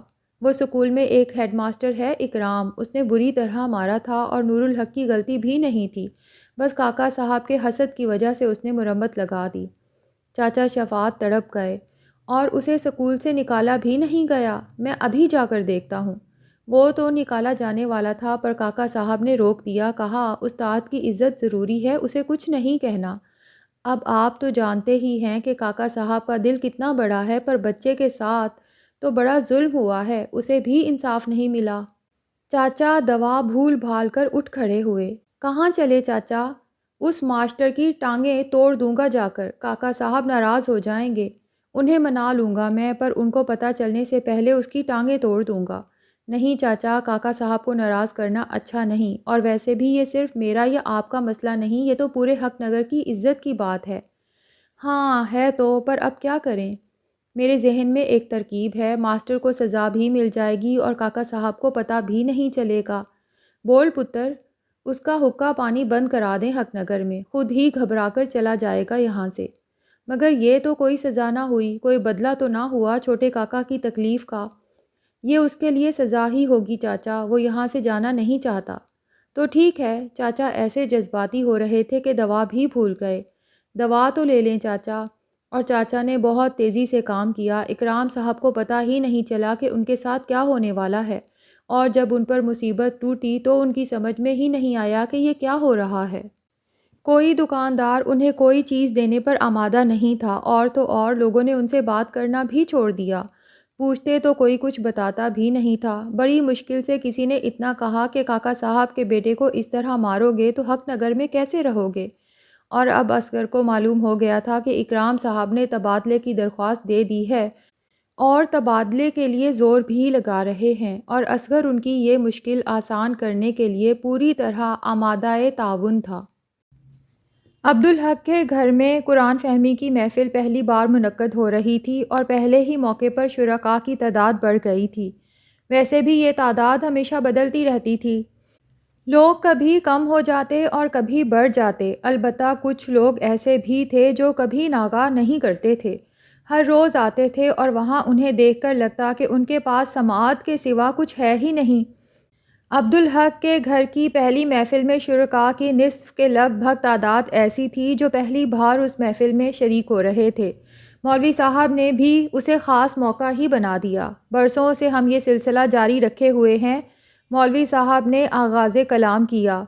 خوش نصیب ہیں وہ لوگ جو اس میں باقاعدگی سے شریک ہوتے رہے، اور ہم ان کے لیے بھی دعا کرتے ہیں جو وقتاً فوقتاً شرکت کرتے رہے۔ میں بہت سی باتیں دہراؤں گا، ہم بار بار باتوں کو دہراتے ہیں کہ یہی قرآن حکیم کا اصول ہے، دہرانے سے باتیں دل میں اتر جاتی ہیں۔ نبی کریم صلی اللہ علیہ وآلہ وسلم اس جہان فانی سے رخصت ہوئے تو اپنی امت کو بڑے تحفے دے کر گئے، ان میں یہ قرآن پاک ہے، اور آپ صلی اللہ علیہ وآلہ وسلم کی سنت مبارکہ ہے کہ وہ قرآن کی عملی صورت ہے، اور احادیث ہیں جنہیں اسلام کے خادموں نے بڑی محنت، مشقت اور عرق ریزی سے منتخب کیا اور ان کی درجہ بندی کی۔ قرآن کی عظمت یہ ہے کہ یہ اللہ کا کلام ہے۔ ذرا سوچو، اللہ کے الفاظ، کتنی بڑی سعادت ہے کہ ہم اللہ کے الفاظ پڑھ رہے ہیں، وہ ہماری نظروں کے سامنے ہے۔ یہ اللہ کا فضل عظیم ہے اور ہمارے لیے کائنات کا سب سے بڑا اعزاز۔ یہ بیش بہا دولت ہے، یہ ہمارے پاس موجود ہے، اور ہم اسے نہ پڑھیں تو یہ ہماری بدبختی ہے۔ ارے ذرا سوچو تو، اللہ ہم سے کلام کر رہا ہے، ہم سے باتیں کر رہا ہے، اس سے بڑھ کر کوئی عزت ہو سکتی ہے؟ سب لوگ دم سادھے بیٹھے تھے، مولوی صاحب کی باتوں میں روانی تھی اور لہجے میں جاہ جلال۔ اور دیکھو، اللہ نے حضور صلی اللہ علیہ وآلہ وسلم کو مبعوث فرمایا اور اعلان کر دیا کہ اب اس کے بعد کوئی نبی، کوئی پیغمبر زمین پر نہیں آئے گا۔ نبوت کا سلسلہ مکمل ہو گیا، اور بتا دیا کہ یہ قرآن آخری کتاب ہے، اب قیامت تک یہی نافذ رہے گی، کوئی اور کتاب نہیں آئے گی، یعنی دین مکمل ہو گیا، شریعت مکمل ہو گئی، اب کوئی قانون تبدیل نہیں ہوگا۔ تو اب سوچو، قیامت تک کے لیے ہم اکیلے ہیں، ہدایت کے لیے ہمارے پاس یہ کتاب ہے، نبی کریم صلی اللہ علیہ وآلہ وسلم کی سنت مبارک، اور ہمارا رب ہے، اور یہ ہمارے لیے کافی ہے، بہت کافی ہے۔ لیکن ہم قرآن کی خیر و برکت کے لیے گھر میں رکھ کر بیٹھ جاتے ہیں اور برسوں کھول کر نہیں دیکھتے۔ تو کیا ہمیں خیر و برکت مل گئی؟ خیر و برکت تو اس کو پڑھنے، اس کو سمجھنے اور اس پر عمل کرنے اور اس کو لوگوں تک پہنچانے میں ہے جو اس سے بے خبر ہیں۔ اسے نہ پڑھنا تو غفلت ہے، اور غفلت مسلسل ہو تو جہالت ہے، اور اللہ سے دوری بھی۔ ایسے میں اللہ اور اس کا رسول صلی اللہ علیہ وآلہ وسلم بھلا ہم سے راضی ہوں گے؟ ہرگز نہیں۔ میرے بھائیوں، میرے بیٹوں، یہ قرآن اللہ کی آخری کتاب ہے، تو اس امت پر اللہ نے ایک بھاری ذمہ داری بھی ڈالی ہے، اور یاد رکھو اللہ سب سے اچھا اجر ہے، وہ بغیر اجرت کے کوئی کام نہیں لیتا اور اعلیٰ ترین اجر عطا فرماتا ہے۔ ہماری ذمہ داری ہے کہ اس آخری کتاب کو، اس کے احکام اور پیغامات کو، اس کی خوشخبریوں اور تنبیہات کو اس امت کے باہر تک پہنچائیں۔ یہ فرض ہے ہم پر، اور یاد رکھو کہ اللہ نے اس کی حفاظت کا ذمہ لیا ہے قیامت تک، اور گزری ہوئی تقریباً 15 صدیاں گواہ ہیں کہ مشرکین اور کفار اپنے بے پناہ وسائل استعمال کر کے سرتوڑ کوشش کے باوجود اس میں ایک زبر زیر کی تحریف نہیں کر سکے۔ اور یہ بھی بتا دوں کہ سب کچھ اللہ کرتا ہے، بندے سے تو وہ ازراہ عنایت و کریمی کام لے لیتا ہے۔ تو الحمدللہ دنیا کی ہر بڑی زبان میں قرآن کا ترجمہ ہو چکا ہے، قرآن کا پیغام پوری دنیا میں پہنچایا جا چکا ہے۔ اب ہدایت دینے والا اللہ ہے، جسے اس نے منتخب فرمایا اسے ہدایت مل گئی، لیکن بدقسمتی سے اہل قرآن کی بستیاں اس روشنی سے محروم ہیں اور تاریکی میں گم ہیں۔ ہم بد نصیب غیر مسلموں تک قرآن کیا پہنچائیں گے؟ ہم تو خود بھی نہیں پڑھتے ہیں تو ایسے کہ قرآن زبان سے آگے نہیں بڑھتا، اندر نہیں اترتا۔ ہمیں تو پہلے اپنے مسلمان بھائیوں تک قرآن پہنچانا ہے۔ ہم نماز پڑھتے ہیں اور نماز میں قرآن پڑھتے ہیں، اور بد نصیبی دیکھو کہ ہمیں نہیں معلوم ہوتا کہ جو کچھ ہم نماز میں پڑھ رہے ہیں اس کا مطلب اور مفہوم کیا ہے۔ اللہ قبول کرنے والا ہے، مگر ہمیں اپنی نماز کو بہتر اور خوبصورت بنانے کی کوشش تو کرنی چاہیے۔ برسوں پہلے جب ہم نے یہ سلسلہ شروع کیا تو سب سے پہلے ہم نے آخری پارے کی ان چھوٹی صورتوں کا ترجمہ پڑھا اور یاد کیا جو عام طور پر نماز میں پڑھی جاتی ہیں۔ اللہ نے ہمارا ہاتھ تھاما اور ہمیں بہتری عطا فرمائی۔ ہم میں بہت سے اب نماز پڑھتے ہوئے یہ سمجھ رہے ہوتے ہیں کہ وہ جو پڑھ رہے ہیں اس کا مطلب کیا ہے۔ یہ ترقی ہے، آگے بڑھنا ہے، اور یاد رکھو جب آدمی اللہ کی راہ میں قدم بڑھاتا ہے تو اللہ اسے آگے، بہت آگے لے جاتا ہے۔ بندے کا کام تو بس کسی بھلائی، کسی بہتری، کسی خیر کا آغاز کرنا ہوتا ہے۔ اب ہماری جگہ بدل گئی، ہم یہ نیک کام پتر عبدالحق کے گھر میں کریں گے۔ اس موقع پر پتر عبدالحق نے ایک تبدیلی کی بات کی ہے، مجھے اس پر کوئی اعتراض نہیں۔ کاکا صاحب کیا حکم، سر آنکھوں پر، کئی لوگ بیک آواز بولے۔ تو پتر عبدالحق کا کہنا ہے کہ اتوار کے دن چھٹی کا ہوتا ہے، اس روز ظہر کے بعد کا وقت رکھا جائے، پہلے کھانا ہوگا اور پھر اپنی محفل۔ اور ایک تبدیلی میرے اپنے ذہن میں بھی آئی ہے، اور وہ پڑھنے کے انداز کی ہے۔ اب ہم تسلسل کے ساتھ پڑھنے کی بجائے موضوعات پر بات کریں گے۔ کسی کو ایک موضوع دیا جائے گا اور اس پر جس کے ذہن میں جو آیت آئے ہم اسے پڑھیں، اس پر غور کریں اور سمجھنے کی کوشش کریں۔ بیشتر لوگوں کی سمجھ میں یہ بات نہیں آئی تھی، لیکن سب نے بڑی مستعدی سے تائید کی۔ جو حکم آپ کا مولوی صاحب۔ مگر عبدالحق کو یہ تجویز بہت اچھی لگی۔ اسے اپنے ذہن کے دریچے کھلتے ہوئے محسوس ہوئے، اور کچھ اس نہج پر کام کرنے کے سلسلے میں پہلے ہی سے غور کر رہا تھا۔ اور ہمیشہ کی طرح میں ایک بات پھر سے واضح کر دوں، مولوی صاحب نے کہا، مجھ سمیت ہم میں سے کوئی بھی نہ تو عالم دین ہے نہ ہی عالم قرآن، ہم تو بس اللہ سے رجوع کرنے کے لیے، اللہ کی خوشنودی اور رضا کے لیے اور اللہ کی طرف سے ہدایت اور رہنمائی کے لیے اجتماعی طور پر قرآن کو پڑھنے اور سمجھنے کی کوشش کر رہے ہیں۔ چند لمحے خاموشی رہی، مولوی صاحب نے پانی پیا، پھر کھنکار کر گلا صاف کیا اور بولے، اب ہم اللہ کا نام لے کر اس کام کا آغاز کرتے ہیں۔ سب سے پہلے ہمیں اللہ کی بارگاہ میں دعا کرنی ہے۔ مولوی صاحب کی تقلید میں سب لوگوں نے دعا کے لیے ہاتھ اٹھائے۔ مولوی صاحب نے پہلے تو آیت نور پڑھی اور پھر دعا شروع کی۔ اے اللہ، ہمیں اپنے نور ہدایت سے نوازیے۔ اے اللہ، ہمارے سینوں کو قرآن پاک، اس کے مفہوم اور اس کے علوم کے لیے کھول دیجیے۔ اے اللہ، ہم نفس کے مارے کمزور ہیں اور شیطان کا آسان شکار، ہمیں شیطان کے شر سے بچائے رکھیے، اور خاص طور پر قرآن کو پڑھنے، سمجھنے اور عمل کرنے کے معاملے میں شیطان کی مداخلت اور اس کے حملوں سے تحفظ فرمائیے۔ اے اللہ، جو لوگ قرآن سے گمراہ ہو جاتے ہیں ہمیں ان لوگوں میں شامل ہونے سے بچائے رکھیے۔ اے اللہ، آپ نے قرآن میں فرمایا، وَلَقَدْ يَسَّرْنَا الْقُرْآنَ لِلذِّكْرِ فَهَلْ مِن مُدَّكِّرٍ۔ تو اے ہمارے رب، ہم حاضر ہیں، ہم آپ کے اس کلام عظیم سے نصیحت اور ہدایت حاصل کرنے کے لیے جمع ہوئے ہیں۔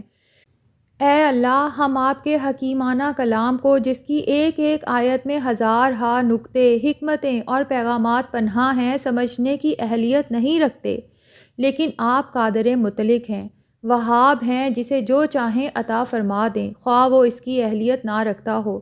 آپ چاہیں تو اسے اہلیت کے بغیر ہی وہ کچھ عطا فرما دیں، اور چاہیں تو اسے اہلیت سے بھی نواز دیں۔ تو اے اللہ، ہمیں بھی قرآن پاک کے فہم سے نواز دیجیے۔ اے اللہ، ہمیں دانستہ اور نادانستہ اپنے کلام کی کسی آیت مبارکہ کی غلط تشریح و توضیح سے بچائے رکھیے۔ اے اللہ، ہماری رہنمائی فرمائیے صراط مستقیم کی طرف، اور ہمیں آسانیاں عطا فرمائیے اپنی اطاعت کے لیے اور نیک اعمال کے لیے، اور ہمیں نرمی، شفقت اور آسانی کے ساتھ بدی سے روکتے رہیے۔ آمین۔ سب لوگوں نے خشوع و خضوع کے ساتھ بلند آواز میں آمین کہا۔ اجازت ہو تو میں کچھ عرض کروں مولوی صاحب؟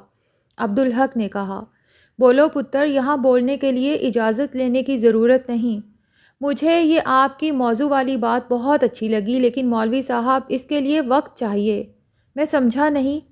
یہ ممکن نہیں کہ آج آپ ایک موضوع دیں اور کل اس پر ہم بات کر سکیں۔ مولوی صاحب نے پرخیال لہجے میں کہا، تو اس سلسلے میں کوئی تجویز ہے تمہارے پاس؟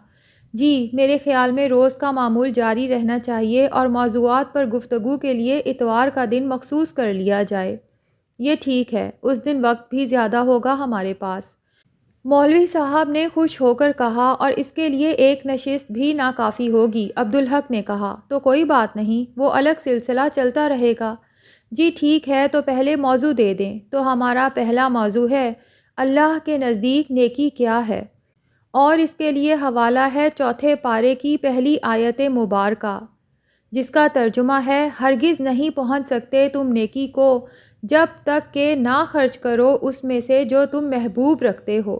مولوی صاحب نے موضوع دیتے ہوئے آیت اور اس کا ترجمہ بھی پڑھ کر سنایا۔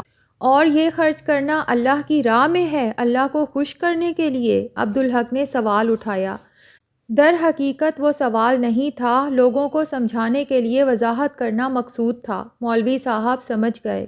بالکل، صرف اور صرف اللہ کے لیے۔ انہوں نے زور دے کر کہا۔ شرکاء میں کچھ لوگ پڑھے لکھے بھی تھے، ان میں عبید صاحب بھی تھے جو سرکاری ملازم تھے۔ وہ بولے، جی ہاں، اللہ مجھے معاف کرے، افسر کو خوش کرنے کے لیے تو میں اتنی اعلیٰ چیز دینے کی کوشش کرتا ہوں جو اپنے سب سے محبوب بیٹے کو بھی نہیں دے سکتا، اور اللہ کے نام پر سوال کرنے والے کو وہ باسی روٹی دے کر ٹرخانے کی کوشش کرتا ہوں جو میں نہ خود کھاؤں اور نہ ہی اپنے کسی گھر والوں کو کھانے دوں۔ اب میں سمجھ گیا کہ یہ دینا اللہ کے ہاں نیکی نہیں۔ جزاک اللہ مولوی صاحب۔ کاکا صاحب، آج میری سمجھ میں ایک بہت بڑی بات آ گئی، اور وہاں موجود لوگوں کے چہروں کے تاثرات سے اندازہ ہو رہا تھا کہ بات بہت مؤثر انداز میں تقریباً سب کے دلوں میں اتر گئی ہے۔ یہ سب اللہ کا فضل ہے عبید میاں، مولوی صاحب نے کہا۔ ہم سب مل بیٹھ کر سمجھنے کی کوشش کرتے ہیں تو اللہ مدد فرماتا ہے۔ یہی تو فہم قرآن کی خوبصورتی ہے کہ آدمی نیک عمل کرنا سیکھے اور اس کی خرابیوں کو دور کر کے اسے خالص کر لے۔ مولوی صاحب، آج کچھ پڑھنے کی بجائے اہم ترین باتیں نہ کریں؟ عبید صاحب نے کہا۔ مثلاً؟ مولوی صاحب نے غور سے انہیں دیکھا۔ مثلاً یہ کہ قرآن کیسے پڑھا جائے۔ باوضو تو ہونا ہی ہے، دل میں یہ خیال ہو کہ یہ اللہ کا کلام ہے، اور دل میں خوف ہو، دنیا کی ہر چیز بھول جائیں، دھیان صرف قرآن کی طرف ہو، اور آدمی اللہ سے التجا کرے کہ مجھے اس کی سمجھ عطا فرما دیجئے۔ میں کیفیت کی بات کر رہا تھا حضرت، عبید صاحب بولے۔ کیفیت تو اللہ کی طرف سے ہوتی ہے میاں، لیکن یہ بھی تو کہا جاتا ہے کہ رونے کے مقام پر رونا آئے تو رونے جیسی صورت بنا لو، عبید صاحب نے کہا۔ عبدالحق نے چونک کر انہیں دیکھا، اسے احساس ہو رہا تھا کہ ان کے اندر گہرائی ہے، اس کا مطلب ہے کہ اس مجلس سے انہیں کچھ حاصل ہو رہا ہے، یعنی کوئی کیفیت خود پر طاری بھی کی جا سکتی ہے۔ عبید صاحب نے اپنی بات مکمل کی۔ یہ ہر شخص اپنے مزاج کے مطابق کرتا ہے، مولوی صاحب نے کہا۔ پھر وہ عبدالحق کی طرف مڑے۔ تم اس سلسلے میں کچھ کہنا چاہو گے پتر؟ جی مولوی صاحب، عبدالحق نے گہری سانس لے کر کہا۔ کہا جاتا ہے نماز پڑھتے وقت یہ تصور قائم کرو کہ تم اللہ کے روبرو ہو اور اللہ کو دیکھ رہے ہو، اور اگر یہ تمہارے لیے ممکن نہ ہو تو یہ تصور ضرور کرو کہ اللہ تمہیں دیکھ رہا ہے۔ ذاتی طور پر میرا عمل یہ ہے کہ قرآن پڑھتے ہوئے میں یہ ذہن میں رکھتا ہوں کہ یہ میرے علیم و کریم رب کا کلام ہے، اور اس سے مجھے بہت بڑا شرف حاصل ہو رہا ہے، یہ کہ میرا رب مجھ سے ہم کلام ہے۔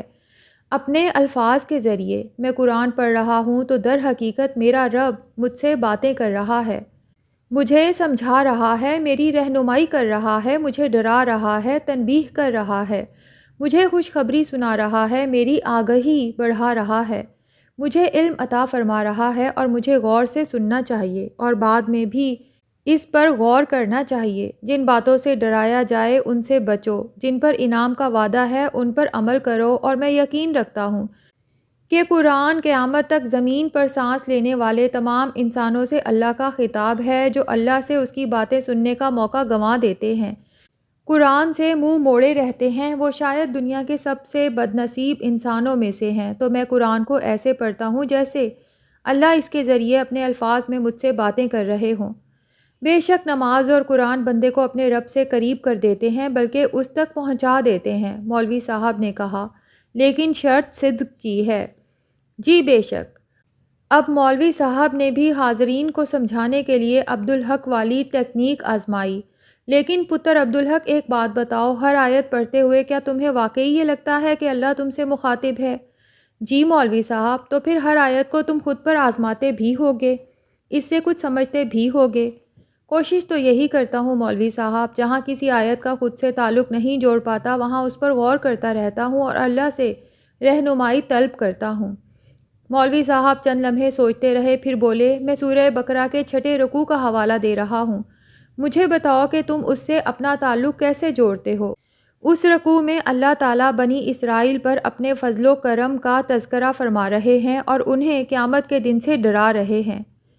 میں سوچتا ہوں کہ اللہ مجھے یاد دلا رہے ہیں کہ اس دن میں بھی اپنے اعمال کی جواب دہی کے لیے ان کے سامنے کھڑا ہوں گا، اور نہ ہی میرے برے اعمال پر میری شفاعت کرنے والا کوئی ہوگا، اور نہ ہی بدلے میں کچھ قبول کیا جائے گا۔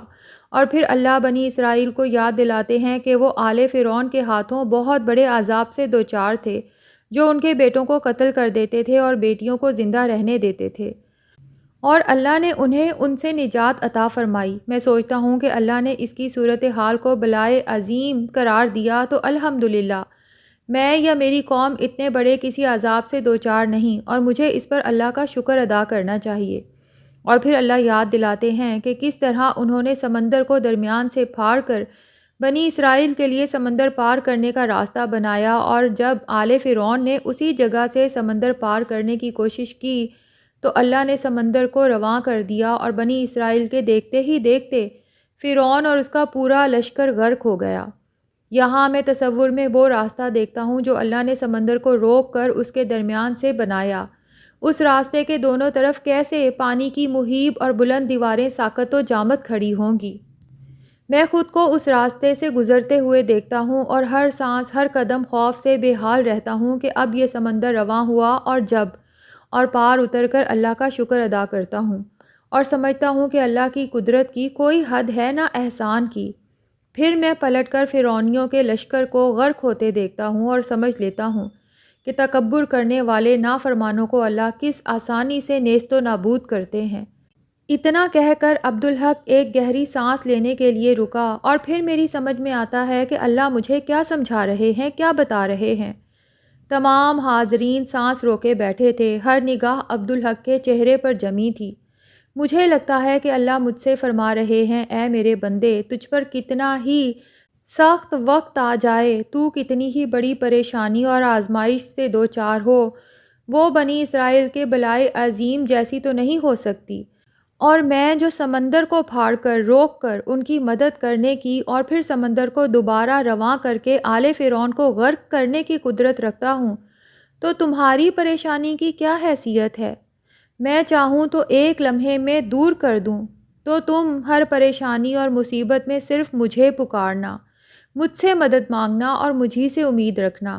اگر تم ایمان والے ہوگے تو پریشانی سے نجات پاؤ گے، اور اے میرے بندے، کفر، شرک اور تکبر ہرگز نہ کرنا، ورنہ تمہارا حشر آل فرعون جیسا ہوگا۔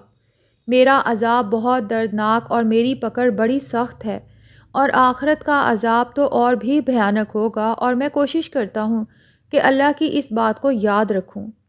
اور آگے اللہ یاد دلا رہے ہیں کہ حضرت موسیٰ علیہ السلام وعدے کے مطابق 40 دن کے لیے اللہ سے ملاقات کے لیے گئے، تو ان کے عتاب میں بنی اسرائیل نے بچھڑے کو معبود بنا کر خود پر ظلم کیا، اور اللہ نے احسان عظیم فرمایا کہ اس ظلم عظیم کے باوجود انہیں معاف کر دیا، ان کی بخشش فرما دی۔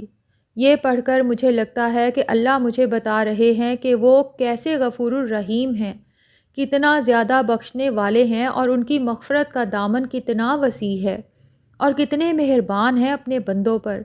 آل فرعون سے نجات اور ان کی غرقابی جیسی کھلی اور عظیم نشانی دیکھنے کے باوجود بنی اسرائیل کے لوگوں نے اس بدترین جرم کا ارتکاب کیا جسے اللہ سب سے ناپسند کرتے ہیں، جس کے بارے میں وہ فرماتے ہیں کہ اس پر کبھی نہیں بخشیں گے۔ لیکن بندے شرمندہ ہوں اور توبہ کرتے ہوئے اس سے رجوع کریں تو وہ اس پر بھی بخش دیتے ہیں۔ تو میں سمجھتا ہوں کہ گناہوں سے بچوں، لیکن بشر ہونے کے ناطے نہ بچ پاؤں تو جلد سے جلد پہلی فرصت میں اللہ سے رجوع کروں اور اس پر توبہ کر لوں۔ عبدالحق نے ایک گہری سانس لی۔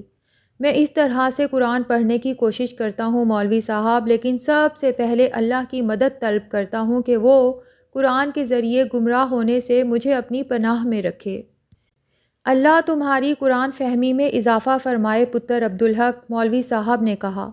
بے شک یہ بہت اچھا طریقہ ہے قرآن پڑھنے اور سمجھنے کا۔ میرا خیال ہے کہ یہاں موجود تمام لوگ آئندہ سے اسی انداز میں کوشش کریں گے۔ تمام لوگوں نے اس بات میں سر ہلایا۔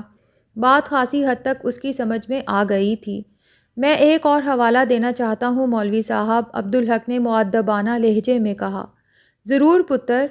سورہ بقرہ کے 6 رکوع میں آگے اللہ نے بنی اسرائیل پر اپنے انعامات کا ذکر فرمایا اور بتایا کہ اس نے ان کو دھوپ سے بچانے کے لیے ان پر بادلوں کا سایہ عطا فرمایا اور آسمان سے ان کے لیے من و سلوہ اتارا، اعلیٰ ترین رزق جس کے لیے انہیں کچھ بھی نہیں کرنا پڑتا تھا۔ پھر اس رکوع کے آغاز میں ان کی پانی کی ضرورت پوری فرمانے کا بیان کیا کہ حضرت موسیٰ علیہ السلام کو چٹان پر عصا مارنے کا حکم دیا، اور اس کے نتیجے میں پانی کے 12 چشمے پھوٹے۔ بنی اسرائیل 12 قبیلے تھے، ان میں سے ہر ایک کو اپنا الگ پانی بھی مل گیا۔ پھر بنی اسرائیل نے حضرت موسیٰ علیہ السلام سے کہا کہ وہ یکسانیت سے اکتا گئے ہیں، اور آسمان سے اترے ہوئے ایک جیسے کھانے پر ان سے صبر نہیں ہوتا، لہٰذا وہ اللہ سے دعا کریں کہ وہ انہیں زمین سے پیدا ہونے والی اجناس، گیہوں، دالیں، پیاز، لہسن وغیرہ عطا فرمائے، جس پر حضرت موسیٰ علیہ السلام بہت خفا ہوئے کہ وہ اعلیٰ چیز کو چھوڑ کر ادنا چیز مانگ رہے ہیں، جو کفران نعمت ہے، ناشکری ہے۔ اور اس کے بعد اس رکوع میں اللہ ہمیں مطلع فرماتے ہیں کہ اس کے نتیجے میں بنی اسرائیل ذلت اور محتاجی میں بری طرح گر گئے۔ اس سے میری سمجھ میں آ گیا کہ اگر میں کبھی خوشحالی کے بعد ذلت اور محتاجی سے دوچار ہوں تو مجھے غور کرنا چاہیے کہ کب اور کہاں میں نے اللہ کی کس نعمت پر ناشکراپن کیا ہے، اور میں یاد کروں، اس پر استغفار کروں تاکہ اللہ معاف کر دے اور ذلت اور محتاجی دور کر کے مجھے اپنی نعمتوں سے نواز دے۔ اور میں جانتا ہوں کہ اس بات کی آگہی بھی اللہ کی رحمت اور بہت بڑی نعمت ہے اللہ کے تمام بندوں کے لیے۔ بے شک اللہ کا شکر ادا نہیں کیا جا سکتا، مولوی صاحب بولے، لیکن بندے کو اللہ سے اس کی توفیق مانگتے رہنا چاہیے اور نعمتوں کا احساس ہوتے ہی اس پر شکر ادا کرنا چاہیے، مگر کفران نعمت کرنا، ناقدری کرنا اور ناشکراپن کرنا تو محرومی اور محتاجی کو دعوت دینا ہے۔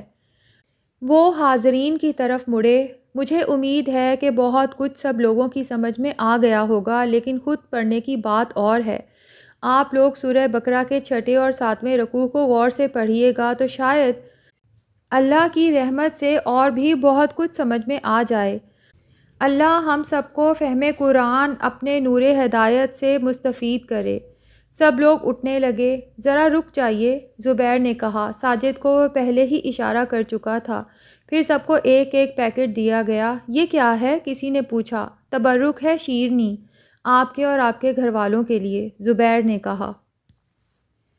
چوہدری عبدالستار کو اپنے بڑے بیٹے آصف میں بے شمار خوبیاں نظر آتی تھیں۔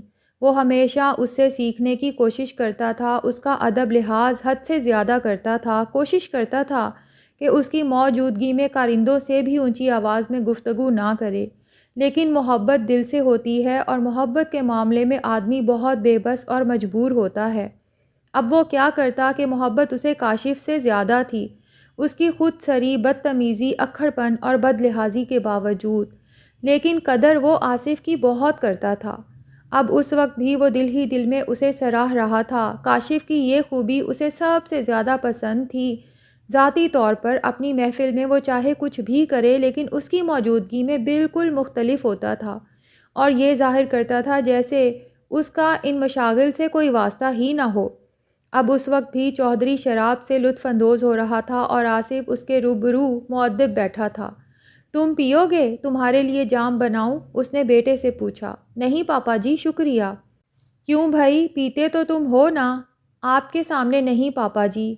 بھائی اب تو تم برابر کے بیٹے ہو، ہم MNA ہیں تو تم MPA، وہ سب اپنی جگہ، پر آپ ہمیشہ پاپا رہیں گے اور میں آپ کا بیٹا۔ اورنگزیب شاہ جہان کا بیٹا تھا لیکن اس کے باپ کو معزول کر دیا تھا۔ نہ تو آپ شاہ جہان ہیں پاپا جی اور نہ ہی میں اورنگزیب بننا چاہتا ہوں۔ چودھری نے شراب کا ایک گھونٹ لیتے ہوئے سوچا، کاشف کو وزارت عظمیٰ مل جائے تو شاید وہ مجھے یہ کہہ کر ٹکٹ بھی نہ دے کہ آپ بوڑھے ہو چکے ہیں۔ ابھی اسے ملک سے باہر نہ بھجوایا ہوتا تو جانے کتنے مسائل کھڑے کر چکا ہوتا اب تک۔ چند لمحے خاموشی رہی، پھر مولوی صاحب نے کہا، بولنے پر تو پابندی نہ لگاؤ، چپ کیوں بیٹھے ہو؟ آصف ہچکچایا۔ ایسی تو کوئی بات نہیں پاپا جی۔ نہیں، تم کچھ کہنا چاہتے ہو اور کہہ نہیں رہے ہو۔ وہ پاپا جی، میں جانتا ہوں کہ تم کیا کہنا چاہتے ہو۔ آصف نے کچھ نہیں کہا، سوالیہ نظروں سے باپ کو دیکھتا رہا۔ تم عبدالحق کے بارے میں مجھ سے بات کرنا چاہتے ہو؟ آصف کی آنکھیں حیرت سے پھیل گئیں۔ آپ کیسے جان لیتے ہیں پاپا جی؟ چودھری مسکرایا۔ باپ ہوں تمہارا، تم پوچھنا چاہتے ہو کہ اس سلسلے میں بات کچھ آگے کیوں نہیں بڑھی؟ تجسس تو ہے پاپا جی، پر میں نے سوچا کہ کچھ ہوگا تو آپ خود بتا دیں گے۔ میں تم سے ہر معاملے میں بات کرتا ہوں، یہ ایک طرح کی تربیت ہے تمہاری، مجھ سے ہی تو سیکھنا ہے تمہیں۔ جی پاپا جی، میں مزاجاً شطرنج کا کھلاڑی ہوں اور ایک شکاری بھی ہوں، پر میں نے آپ کو کبھی شطرنج کھیلتے نہیں دیکھا۔ تم نے غور نہیں کیا، میں نے مزاجاً کہا ہے۔ چودھری نے اسے ٹوکا۔ دوسرے میں عام بساط پر شطرنج کھیل کر اپنی صلاحیت کو ضائع نہیں کرنا چاہتا۔ شروع میں نے بہت شطرنج کھیلی، مگر اب زندگی اور سیاست کی بساط پر شطرنج کھیلتا ہوں۔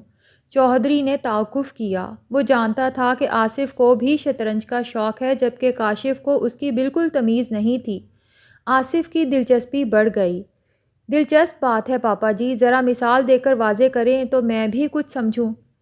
شطرنج میں ہدف مخالف بادشاہ ہوتا ہے، فوج اپنے پاس بھی ہوتی ہے اور مخالف بادشاہ کے پاس بھی برابر کی فوج۔ ہمیں اپنے دفاع کو کمزور کیے بغیر مخالف بادشاہ کے دفاع کو توڑ کر اسے گرانا ہوتا ہے۔ اس کے لیے مخالف کے دفاعی حصار میں کمزوریاں تلاش کرنی ہوتی ہیں۔ اپنے کم اہمیت کے یا غیر اہم مہرے کی قربانی دے کر مخالف کے اہم ترین مہرے کو مارنا ہوتا ہے اور اس عمل کے ذریعے بتدریج مخالف بادشاہ کے دفاع کو توڑنا ہوتا ہے۔ بعض اوقات مخالف کے پیدل کو مارنے کے لیے اپنا مہرہ دینا پڑتا ہے اور کبھی کسی نقشے میں اپنے ہی کچھ مہرے یا پیدل اپنے ہی راستے کی رکاوٹ بنتے ہیں تو انہیں خود ہی راستے سے ہٹانا پڑتا ہے۔ یہ دور تک دیکھنے کا کھیل ہے۔ آصف بڑی دلچسپی سے سن رہا تھا۔ اب تم بتاؤ کیا سمجھے؟ آصف چند لمحے سوچتا رہا۔ یقین سے تو نہیں کہہ سکتا پاپا جی، لیکن کاشف کو اس بساط سے ہٹا دیا درست ہے، لیکن کیوں؟ وہ اپنے ہی جذبات اور جلد بازی کی وجہ سے ہمارے ایکٹ کو کمزور کر رہا تھا۔ شاباش بیٹے، بہت خوب۔ اور کچھ؟ آپ نے ایک پیدل کھڑا کر دیا امیر علی، لیکن اس کی وجہ میں نہیں سمجھ سکا، حالانکہ وجہ میں نے اسی وقت تمہیں بتا دی تھی۔ مجھے تو شطرنج کی زبان میں سمجھائے نا پاپا جی۔ وہ ہمارے بادشاہ کو ہلاک کر رہا تھا، ہمارے دفاع کو کمزور کر رہا تھا، اس کی وجہ سے جیتی ہوئی بازی میں ہمیں مات ہو سکتی تھی، اس لیے اسے بساط سے ہٹانا ضروری ہو گیا تھا۔ لیکن پاپا جی، بساط پر تیزی تو ہے ہی نہیں، کوئی ایکشن نظر نہیں آتا۔ یک طرفہ گیم میں ایسا ہی ہوتا ہے، تیزی تو اس گیم میں ہوتی ہے جس میں آپ کے مد مقابل بھی پوری طرح شامل ہو۔ یہاں معاملہ ایسا نہیں ہے۔ بہرحال میں نے اپنے حریف کے ایک پیدل کو تاڑ لیا ہے۔ وہ پیدل اس کے لیے اہم ہے، اسے بچانے کے لیے وہ ضرور کچھ کرے گا۔ اور آپ اسے شکار کر لیں گے؟ ہاں، میں نے کہا نا کہ میں شکاری بھی ہوں۔ اور یہ شکار کس کا ہے؟ شیر کا شکار ہے، اسی لیے تو وقت لگ رہا ہے، چودھری نے کہا۔ میرا کمال یہ ہے کہ چارے کے طور پر مچان کے نیچے بکری بھی میں نے اپنی نہیں اسی کی باندھی ہے۔ بکری چلائے گی تو وہ کھنچا چلا آئے گا، مگر کب؟ دیکھو بیٹے، مچان پر بیٹھ کر شیر کا شکار کرنا محفوظ تو ہوتا ہے لیکن صبر آزما ہوتا ہے۔ کبھی کبھی تو کئی راتیں گزر جاتی ہیں انتظار میں، اس میں بے صبرا پن خطرناک ہوتا ہے۔ اس پیدل، اس بکری کے بارے میں کچھ بتائیں گے آپ؟ وہ ایک ایسا شخص ہے جسے عبدالحق انکار نہیں کر سکتا۔ تو پھر دیر کیوں لگ رہی ہے؟ شاید اس کی ہمت نہیں ہو رہی ہے عبدالحق سے بات کرنے کی۔ آپ مجھے اس کے بارے میں بتاتے کیوں نہیں؟ خود دیکھ لینا، مجھے لگتا ہے اب زیادہ دیر نہیں لگے گی۔ آصف چودھری گہری سانس لے کر رہ گیا۔